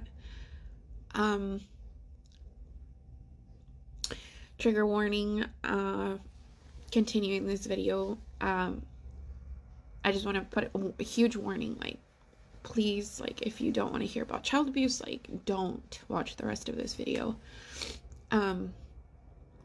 So my siblings did, and I did go to the same school, so I did get to see my siblings. Like, I got to see them to a certain point, and then they also would constantly run away and run back to my adopted mom's parents' house. They would run away and show up there because they just could not understand why their mom dropped them off. So after a while, my siblings actually were removed from that home due to abuse and neglect and a lot of effed up stuff, and they were put back into the system. Now, life for my siblings being in the system was absolute hell.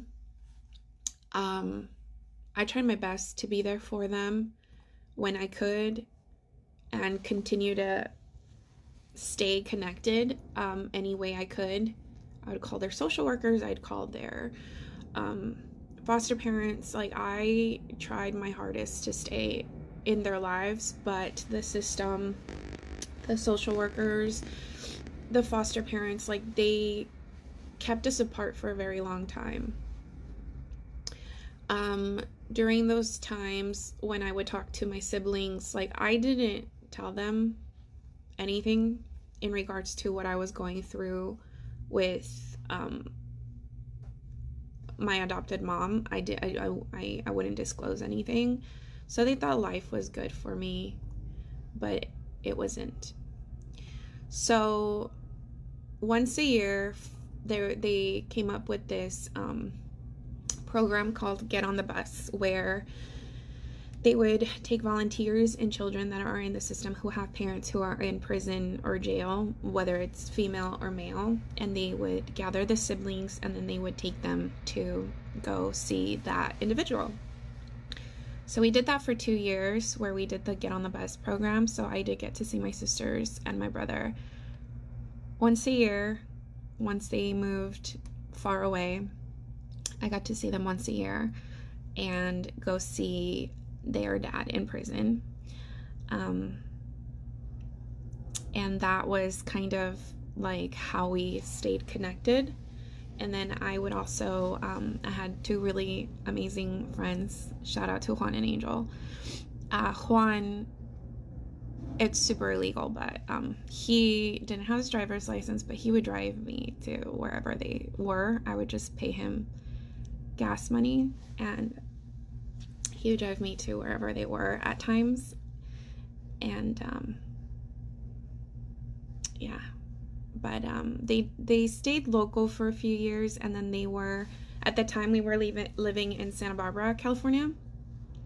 They did stay local for a few years, and then after that they were separated. My sisters and my brother went through a lot of abuse with foster families that they were in with. So they weren't doing very good. They didn't do very well for a very, very, very long time, but I tried my best as the older sibling to stay in contact with them and, you know, let them know, like, that I love them. Yeah, their story's pretty rough, and I just wanted to dedicate this video just to them and that small snippet of their story. The next video that I'm gonna upload is pretty rough, and it's like what happened to me during those years with my adopted mom. Up till a certain point, I will disclose certain things. Other things I will not. I think I will take some of those things to the grave with me. But yeah, in the next video, I will go more into detail of my experience. Okay, so after my siblings left, I have very minimal memories of my childhood. I have blacked out most of my childhood, so there are a lot of things that are unknown to me that I then discovered in these 4 gigantic purple files that were handed to me when I turned 18, of things that I had gone through as a child. So there are some things in that file that only my husband knows and only I know, and obviously the system, that I don't ever in my life want to say out loud. That was done to me as a kid. Trigger warning, like major trigger warning going forward in this video. That last night I decided with my husband that I would not be sharing that because he can't like wrap his brain around how adults could do certain things to children, and I don't think I ever want my children or anybody in my family to know. So I was this age when I was younger, but I'll just leave it at that. And when my adopted mom signed forms to legally adopt me, she was handed these files, and she was told everything from when I was a little girl to a certain point to where she adopted me, right? So she was well aware of my trauma as a child. She was aware of the therapy that I was mandated to go to. So she was aware of all these things when she adopted me. So after she got rid of my siblings, honestly, that's what it is. But after she got rid of them and she continued this relationship with the man that she was in a relationship with, I became her punching bag. Any small thing would set her off. I lived in constant fear of like basically protecting myself for any little thing. I made sure I didn't fuck up anything. I made sure like I didn't piss her off. Like I made sure that if her daughter, my youngest sister, cried, like I calmed her down right away, because then she would get upset at the baby, and I was so terrified for her baby that I would do everything for her. I would change her diaper, I would sleep with her, like she was basically my baby. I would bathe her, I would change her, I would bottle feed her. Like I did everything for her daughter for many, many years. She was like my personal baby.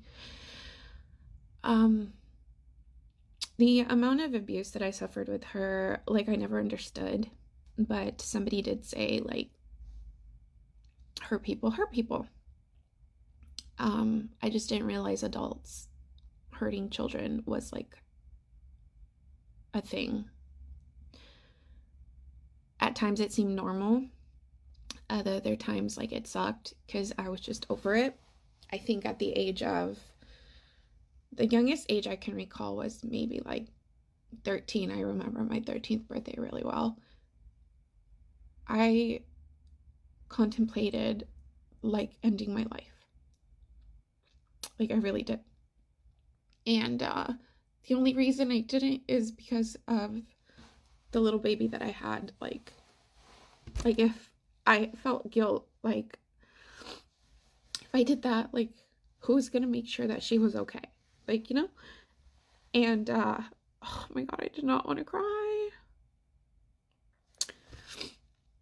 So that's kind of the only thing that kept me like sane. Like, okay, if I do that, like, who's gonna take care of my sisters? Who's gonna take care of my brother? Like, who's gonna be there for them? Like, who?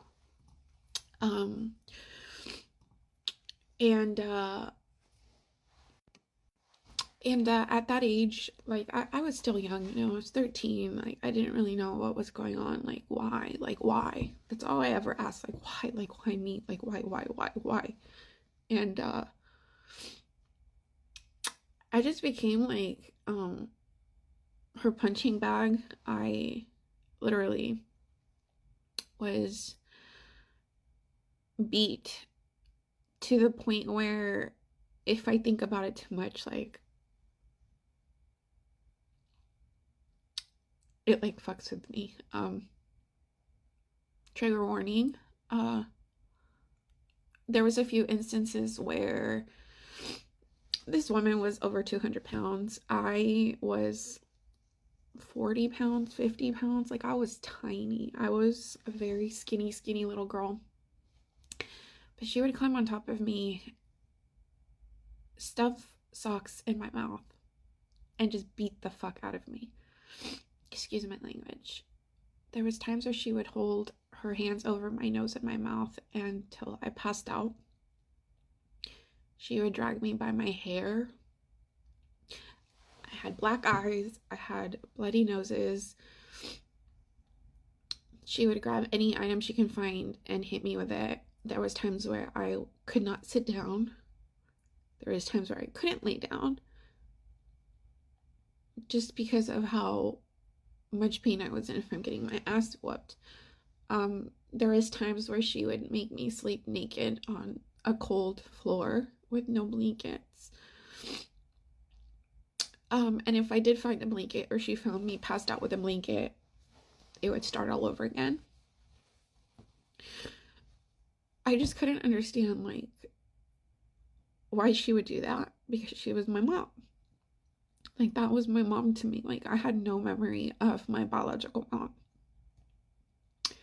I would constantly be mentally abused to where I would be told that I was a whore. Mind you, I was a child. That I was a whore, and I was just like my mom, and I would be nothing but a whore, and the only thing good for that I would be good at is just spreading my legs.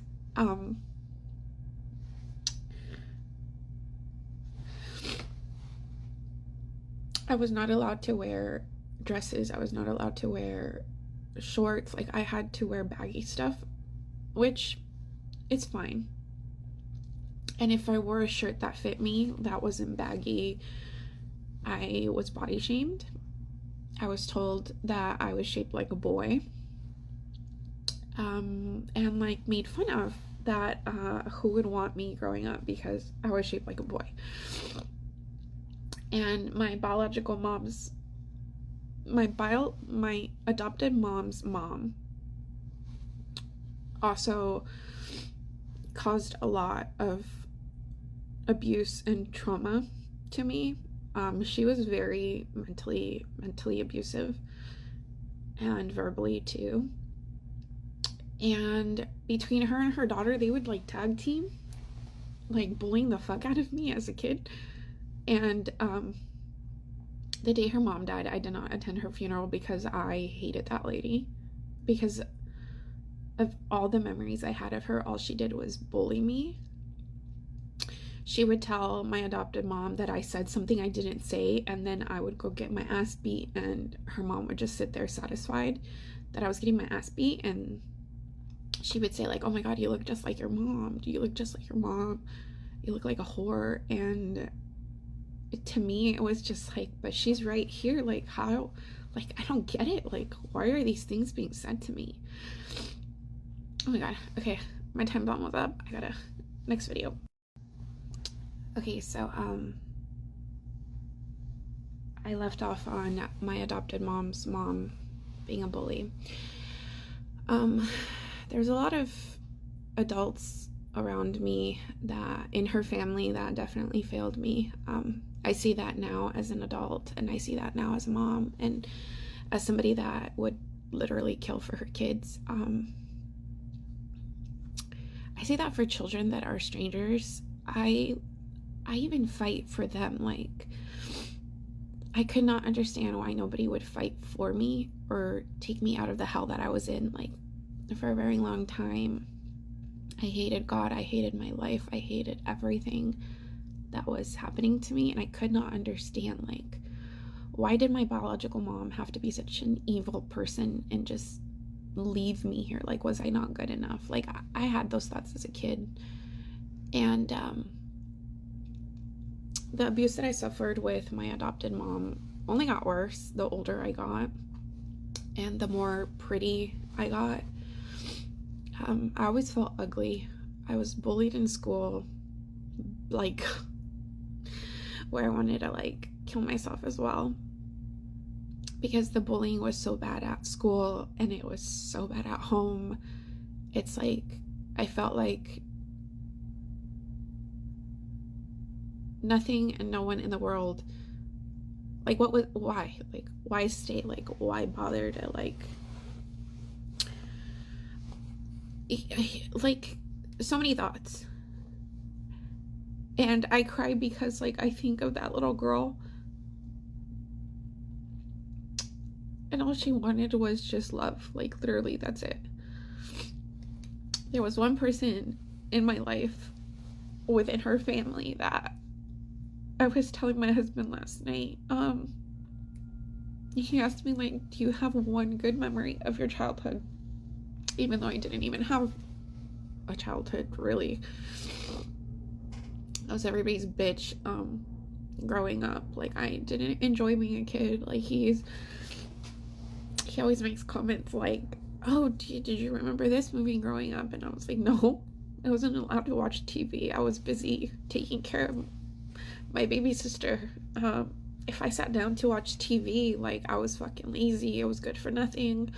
I wasn't a child. I didn't enjoy anything. But going back to his question, I said, yeah, my uncle who passed, my Uncle Gus, I feel was the only person that truly, like, fought for my siblings and for myself.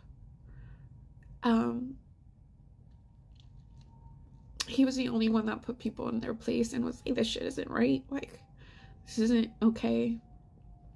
And he would defend me a lot. And that would piss off my adoptive mom, because that was her brother. And he always had my back, and he would always defend me, and that would piss her off. So shit went worse for me.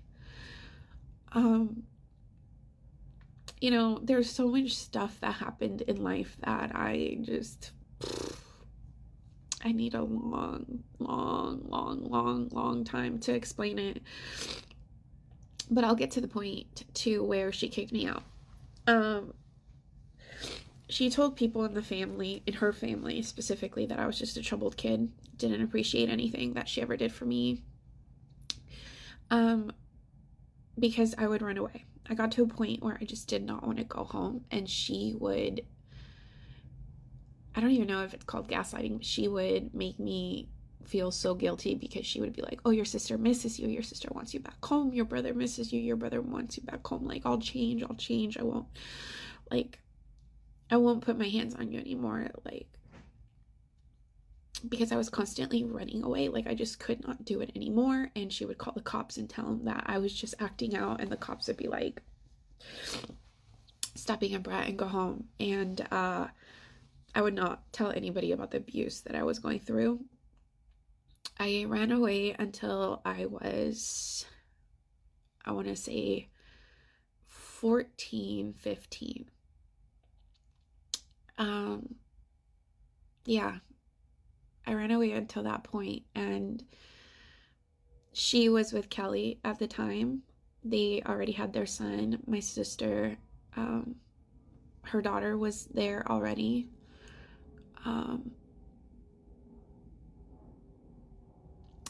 He told her, like, I can't deal with Sam anymore. You need to do something with Sam. I can't deal with her. Like, this isn't gonna work out. Even though their relationship never worked out, he was in and out of the house. Like, their relationship was never stable. She would beat the fuck out of him, and he would be a drunk and punch holes in the walls and stuff like that. Like, it was just hell living with both of them, with Kelly and with her. It got to the point where Kelly was like, if I come back home, she can't be there. So again, because she received money from me, government assistance and food stamps, she couldn't get rid of me. So the only way that she got rid of me was getting me a studio apartment. I was kicked out into a studio apartment, and I got a job washing dishes so that I could pay my rent in Santa Barbara. If you guys know anything about Santa Barbara, it is so expensive. At the age of 15, I was paying like almost $800 a month while trying to go to school. So my sophomore year of high school was not enjoyable. I was so behind in school that I was gonna be held back because I would be missing school more than anything. So I worked and I lived on my own, and nobody knew. I was not allowed to tell anybody. The only people that knew was my softball coach and my boyfriend at the time. And she would pick me up and drop me off just so that Kelly would come home. Well, that happened for about a year. I paid my own rent, lived on my own, got my own groceries for a year, while she enjoyed my benefits in a sense. And I paid my own rent and bought my own food. There was days where I didn't have anything to eat, and I would go hang out with my friend Juan, and they would bring me food, or my friend Angel at his parents' house, and they would get me food. Like, it was like that, like, for a while. So after that year of me living on my own, she asked me to move back in because Kelly and her weren't gonna be together. Mind you, this was like the 50th time that they had separated. So, sorry, I'm at work. I'm basically on my own time, but still. Oh my god. So, yeah, Kelly moved out. She asked me to move back in because she needed help with her other children that she had with him. Well, actually, no, not at that time. I had said, like, why are you going back? Like, I can't keep doing this. Like, I'm not gonna go back and forth.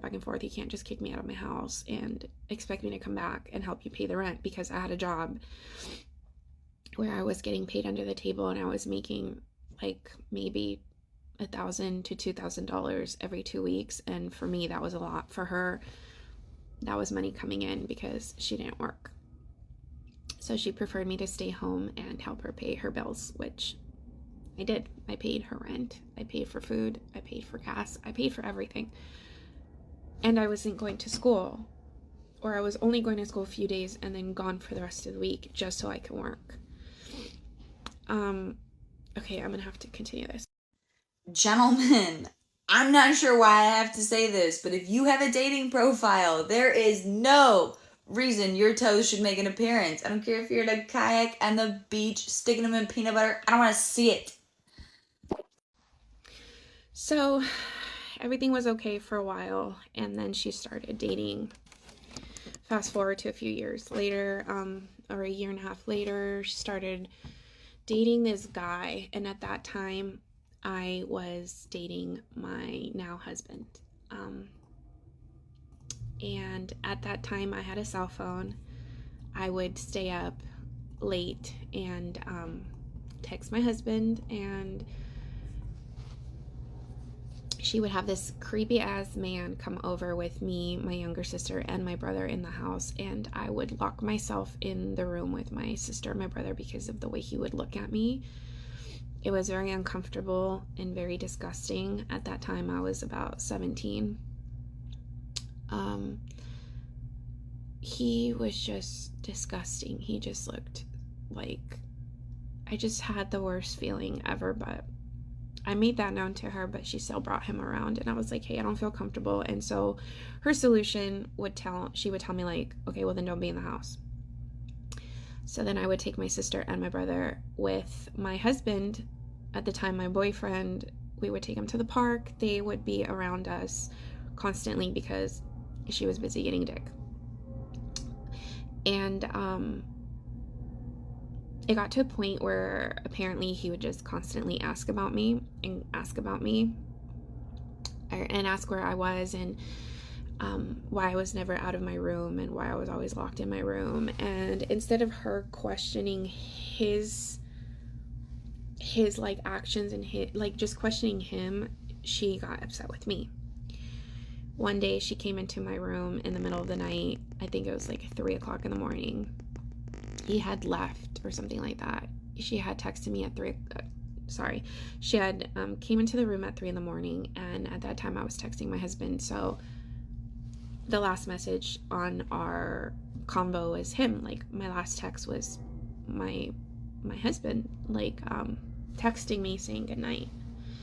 And she woke me up, calling me a whole bunch of names, calling me a fucking whore, a slut, a piece of shit, telling me like she wished like she had never been part of my life. Like, mind you, I had just woken up, like, what is going on? And she was crying and angry, and she just started beating the shit out of me.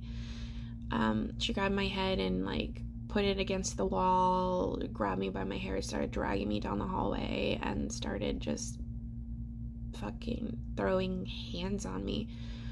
Busted my nose was bleeding, busted my lip was just busted. Telling me I was a whore, ripping off my clothes, like just punching me, and I did not understand what the fuck was going on. She then kept asking me where it was, and I was like, where is what? She's like, where the fuck is it? Where the fuck is it? And I was like, where is what? She's like, where's the fucking phone? And I had told her, like, it's right there, like, you have my cell phone, like, what are you talking about? Like, my phone's right there. And she's like, I know you're fucking him, I know you're fucking him, I know you're fucking him, like, what the fuck? And she just kept hitting me, and I got to the point where I was like, what the fuck is wrong with you? And I ran out of the room, and my little sister was coming, and she, like, my little sister was, I think, like, maybe, I don't know, like 6, 7, and she was witnessing the whole thing because she slept with me. So I came out the room, I grabbed my little sister, I put her in my brother's room, and I told her to stay there. And of course my sister's screaming and crying because she's like watching me get my ass beat. Her mom then proceeds to slap her, and my little sister's like bleeding. So I got so mad, and I think this is the one time that I had the courage to like do and say something. Again, this woman is like over 200 pounds, and I'm tiny. I was like 100 pounds in high school. So I was tiny, and I get up and I push her, and I just went off on her, and I told her, like, don't put her fucking hands on her. She didn't do anything. Whatever your problem is, it's with me. I didn't do anything. I don't know what you're talking about. Like, what phone? She's like, I know you're fucking him. I know he gave you a phone. Like, where the fuck is it? And I was so confused, and I'm like, I don't know what the fuck you're talking about. Get out. Like, get the fuck out of the room. She went through and I was just like, as a matter of fact, like, just, I don't know what the fuck you're looking for. Just look for it. I don't care. She went through the entire room, dumped all of my things that I had everywhere, the closet, the bed. She, like, flipped it, like, and all for the purpose of looking for a phone. Didn't know at the time what she was talking about. I just kept thinking, like, oh, my cell phone, here's my cell phone. Oh my god. That was weird. So I'll skip the rest of this just because it gets, like, pretty detailed, but I called my best friend Juan, and I was like, Juan, she's acting crazy again. Like, I need you to come get me. I need somewhere safe to go because I don't know what her problem is. He drove from Ventura, picked me up in Santa Barbara. That's about an hour drive for him. And then he took me to his mom's house, and his mom was like, what the fuck is wrong with her? They saw I had a busted lip. My gum was, like, bleeding. My nose was swollen. I had 2 black eyes. Like, they saw the physical abuse that I went through with her. And they were going to call the police, but I told them not to because of my sister and my brother, JJ. And I just was like, no, just please don't do it. It's okay. Like, it's okay. Ya se le va a pasar. Like, she'll get over it. Like, I'll be fine. Like, we'll talk later. The next day, I went home, and I found 4 garbage bags outside of her door. She had changed the locks. She took away my phone. I had no idea what was happening. So she kicked me out. A few weeks later, my best friend Juan reached out to her and was like, what the hell is going on? And she told her that I was fucking her man. And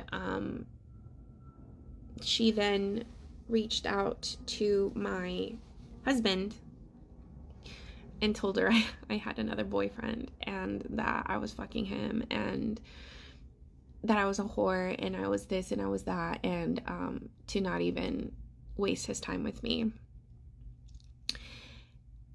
And at that time, I was still going to school. I didn't go to school for about 2 weeks because of how I looked. But afterwards, when I went, the first person I went to talk to was my husband, and at that time he really thought that I was sleeping with my best friend Juan because he believed what my mom was telling him. But once I talked to him, he kind of was like, what the hell, like, you need to call the cops, you need to do this and that. And I was just like, no, like, I've been dealing with this my whole life, like, you just don't get it, I'll be fine. Well, I was then kicked out from her house, and I then somehow my husband convinced his parents to let me live with them. But before all that, I in my belongings went and found 4 gigantic purple files, and I started reading through it, not realizing how bad my trauma as a kid was that I didn't remember. I then told my husband, like, hey, like, if you're gonna be with me and if you want to be with me, you have to read these files because I don't think I can say out loud what's in them. And if you still see me the same,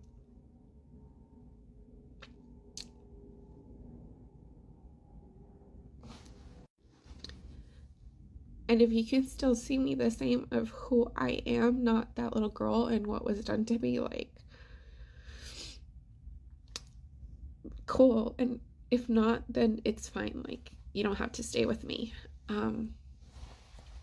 And he didn't talk to me for about 2 weeks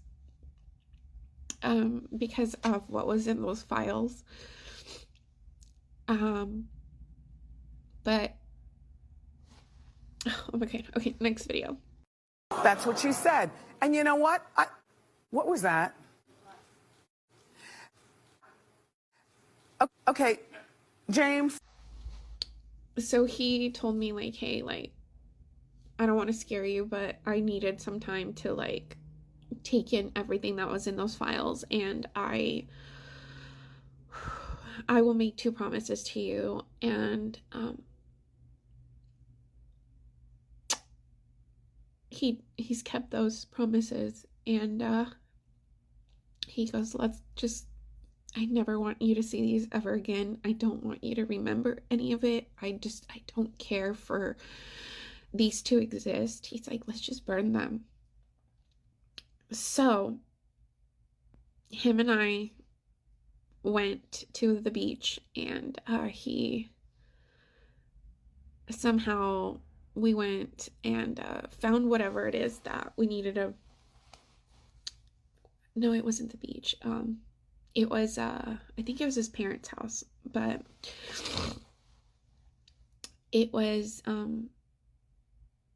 nice because he ripped up those pages and he helped me burn them.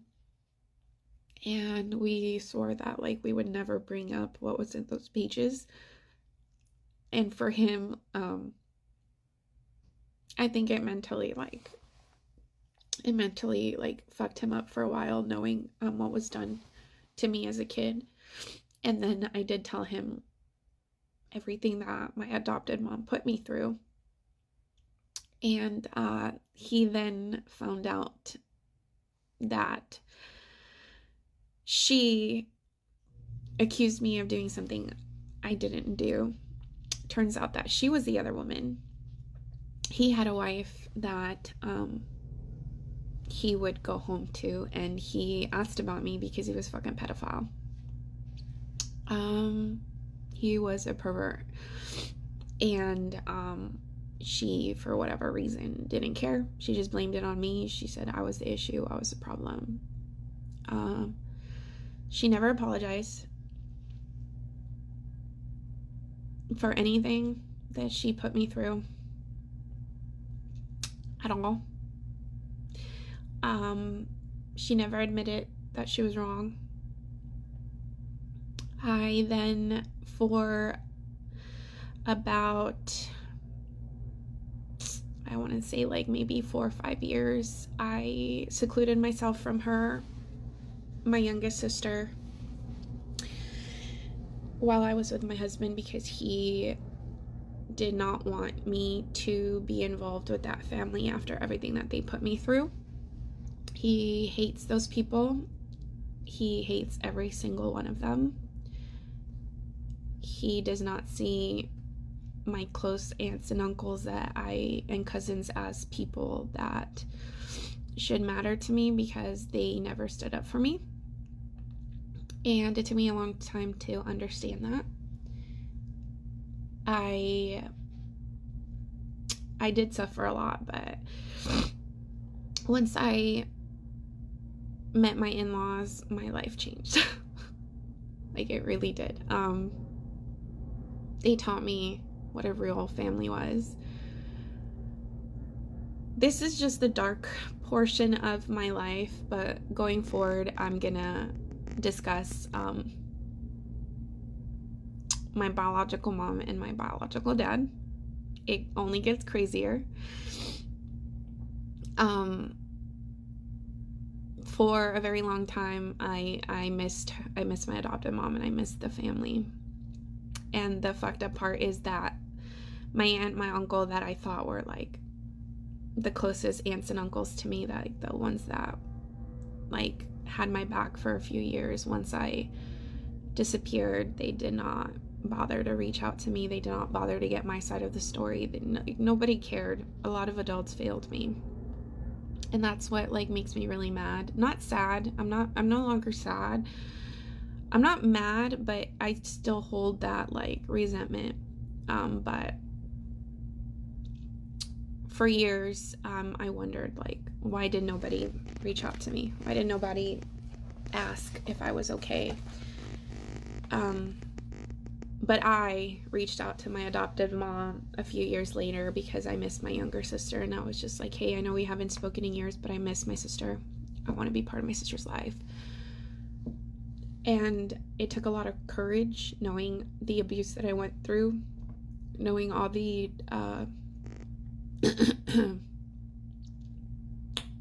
all of the trauma that I went through, that I missed my youngest sister. Like, I wondered, like, if she was okay, and I also felt very, very guilty that I left her with her, but that was her mom. Like, I couldn't do anything, and she suffered a lot of abuse with her too. And for a very long time, like, I took my little sister's beatings too, and I would stand up for my little sister. But once I had left that house and I had my son, my biggest priority was protecting my baby. And my husband's number one responsibility that he took upon himself was protecting me from those people. So that's the only reason why I went back and looked for that side of the family, was just for my sister. Over the years, I have distanced myself completely. But yeah, the people that I call mom and dad now, which I never had like a real mom or dad like figure. And don't get me wrong, my mother-in-law drives me nuts. Like, it wasn't always perfect, and it's not always perfect, but she listened to my story, like, of my life, and she broke down and cried. My father-in-law broke down and cried, and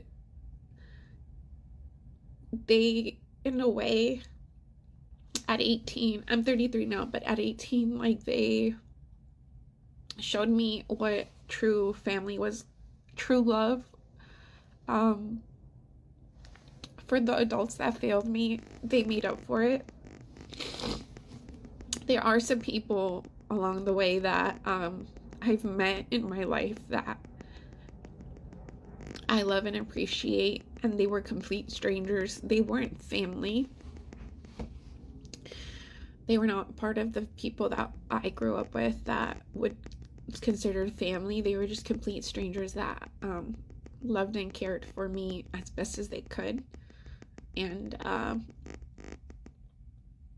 I feel like one day, like, I would want to repay everything that they did.